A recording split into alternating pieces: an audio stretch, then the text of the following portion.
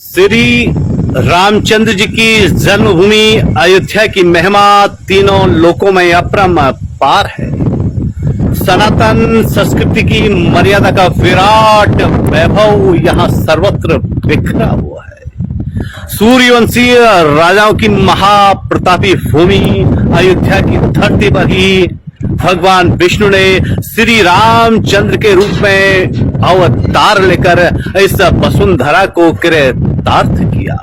सरयू के तट पर स्थित इस नगरी को ईश्वर की नगरी भी कहा जाता है। सप्तपुरियों में एक अयोध्या का वर्णन पुराणों में बड़ा ही सुंदर शब्दों में मिलता है। पुराणों ने इसे मोक्षदायिनी नगरी भी कहा है। शातपुरी है, काशी, अयोध्या, मथुरा, हरिद्वार, कांचीपुरम, अवंतिका, उज्जैन और द्वारिका, ये सप्तपुरियां यानी 7 ऐसे नगर कहे गए हैं जो मोक्ष को प्रदान करने वाले हैं। इन्हीं में अयोध्या एक है।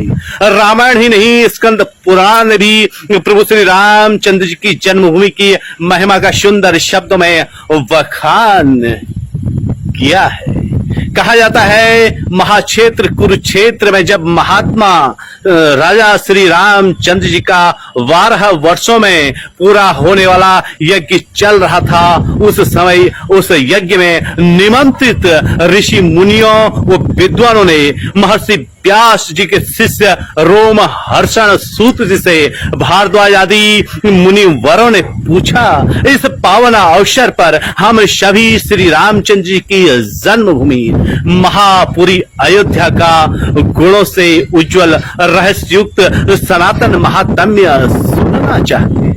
विष्णुपुरी अयोध्या कैसी है, उसमें कैसे स्थान हैं और कौन कौन से तीर्थ हैं और उनके सेवन से कैसा फल प्राप्त होता है। तो सूत जी बोले, तपोधनो, मैं भगवान व्यास को प्रणाम करके आपके आगे महापुरी अयोध्या के रहस्य युक्त महात्म्य का यथावत वर्णन करता हूँ। अलसी के फूल की भांति जिनकी श्याम कांति है तथा जिन्होंने रावण का विनाश किया है, उन कमल के नेत्रों के समान वाले अविनाशी परमात्मा श्री रामचंद्र जी को मैं नमस्कार करता हूँ। अयोध्यापुरी परम पवित्र है।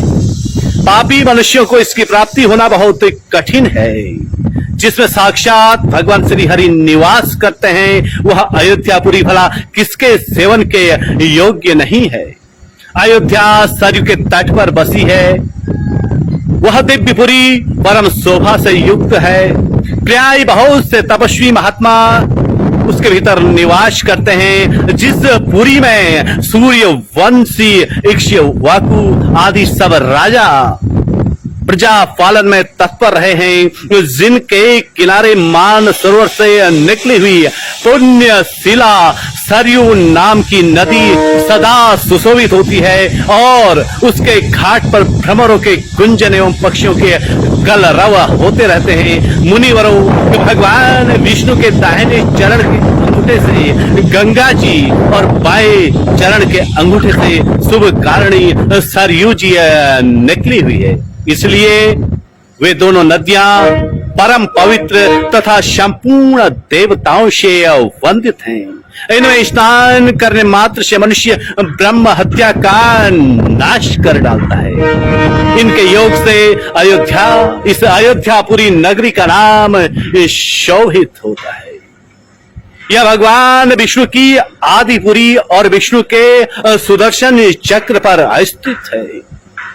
अयोध्या क्षेत्र की परिधि में ब्रह्म कुंड, ऋण मोचन, पाप मोचन, चक्र तीर्थ, सहस्त्र धारा, स्वर्ग द्वार, चंद्रहरि तीर्थ, सीता कुंड, गुप्त हरि, चक्र हरि, संभेद तीर्थ, धर्म हरि, स्वर्ण खानी, कोटि सत तीर्थ सहित अनेकों तीर्थ हैं जिनका अलग अलग महात्म्य है। कुल मिलाकर के अयोध्या की पावन धरती इसके इस धरती के चारों ओर बिखरा हुआ मंदिरों का पार समूह सदा ही श्री राम भक्तों को अपनी ओर बरबसी आकर्षित करता रहा है और भक्तजन इस नगरी में पहुंचकर स्वयं को कृतार्थ महसूस करते हैं। अयोध्या की पावन भूमि का महत्व सदियों से बड़ा ही रमणीक है, बड़ा ही विराट है, बड़ा ही अतुलनीय है।